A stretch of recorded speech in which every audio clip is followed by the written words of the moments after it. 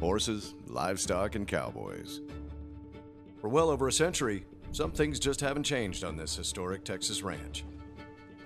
Founded in 1883 by a group of 5 Scottish investors, Matador Ranch is 130,000 acres of rolling plains and rocky canyons, resting on what's known as the Texas Cap Rock. We range all the way from going up on the Cap Rock, which is a landmass that is about 15 miles from here, and it's flat, and you can see for miles, to what we're in today right here is called the rolling plains, and it's hilly country, but then you get off into some of the country and it's cedar brake country, deep canyons, very rough terrain. And so we have to have an athlete that can traverse all those.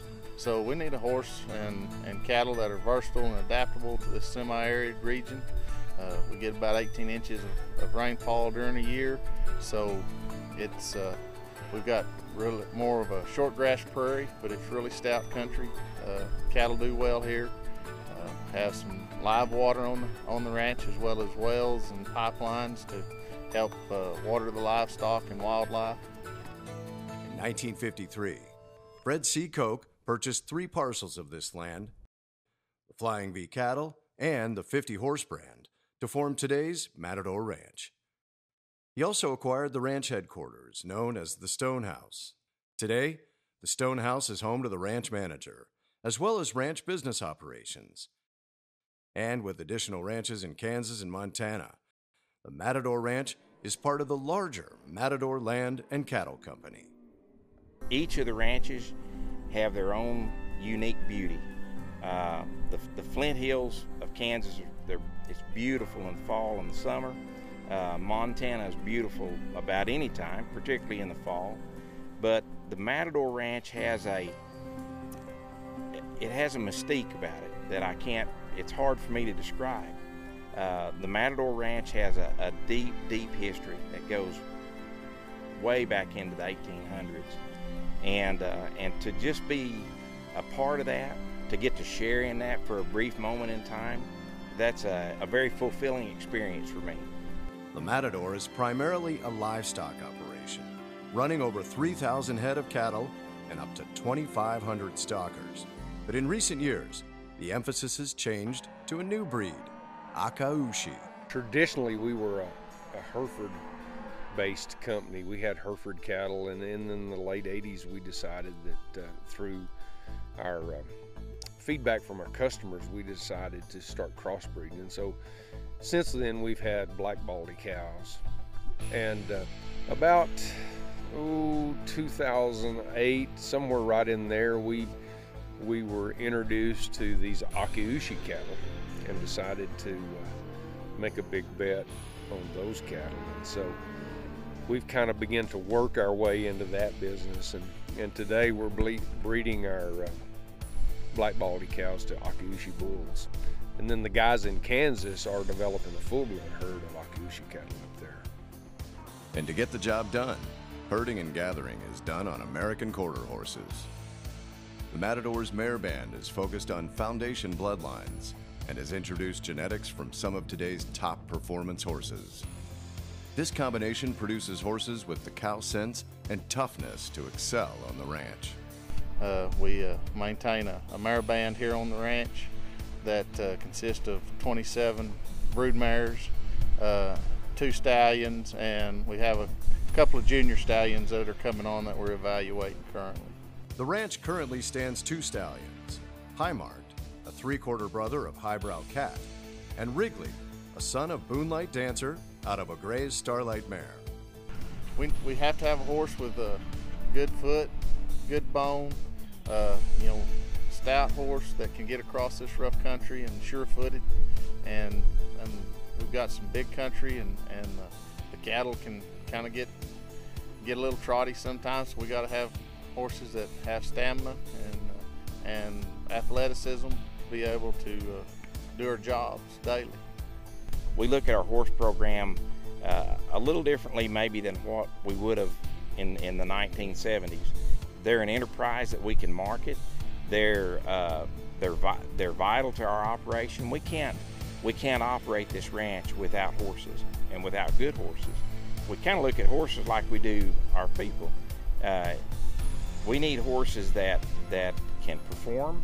We need horses that meet their obligations and expectations. We need horses that are dependable and reliable. In the late 1990s, the Matador horse program would go through a big change. The ranch was not raising enough horses to meet their needs, so we're buying more and more outside horses, and the mare band was dwindling. It was time to refocus. We started researching, bloodlines and family lines that had 4 criteria that were very important to us. First off was disposition. From a safety standpoint, that was one of our main focus areas. And from there, we added in conformation, then we added in athleticism, and the last one really ties into the disposition, and that's the trainability of the animal. An animal that is willing to be a partner with the rider. We started crossing these few foundation mares that we'd been using for some time and started building our program. And we built our program slowly for a reason. We didn't want to jump out and spend a tremendous amount of money on horses that ended up not working for us, because we'd already kind of been down that path with our purchased saddle horses. We started raising mares and colts and evaluating them as individuals. From there, ones that met our expectations, we put them back in our broodmare band and raised foals out of those. So from 2000 to today, we've grown from basically 4 foundation mares to the 27 mares we have today. Now, with the right horses, the ranch began to work on the other half of the equation, horsemanship.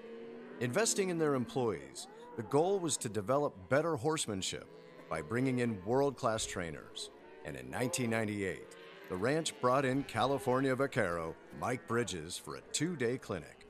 Through developing our horsemanship skills, we were better able to develop some talents within our horses to make them where they were more sure-footed, they were more athletic, they were able to collect and move, and it was a new way to think about how we rode and how we did our jobs.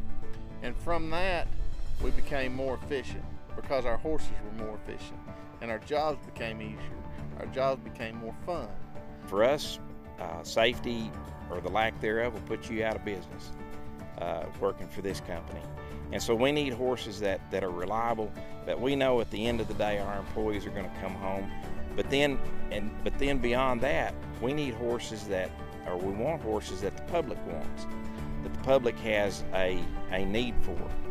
And we believe that we're producing those horses. We're not ever satisfied. Within our company, we use what we call Koch's 10 principles, and one of those principles is called creative destruction, and it's an odd term.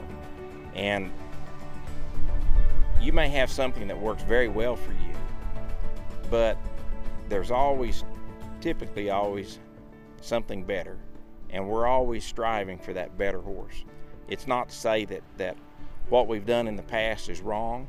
It's not to say that we weren't satisfied with it, but I guess in a sense, yes, we're not satisfied with it. So we're always looking for that better horse, that horse that the buying public wants. And the buying public today is a more educated public. They have access to the internet, they have access to AQHA records, they have access to a lot of data, and so they can study a lot of data today. And so we need to provide horses to the buying public that meet their criteria.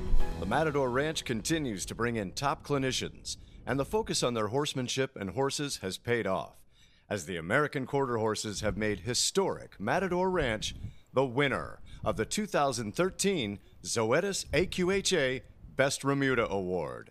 It stems from the employees first. When we brought Mike in, and he taught us to be better horsemen. From that, we got better horses. Taking the initiative and the time with the other cowboys to try to build on that horse program, it also led us away from the ranch to where we could go out and meet new people.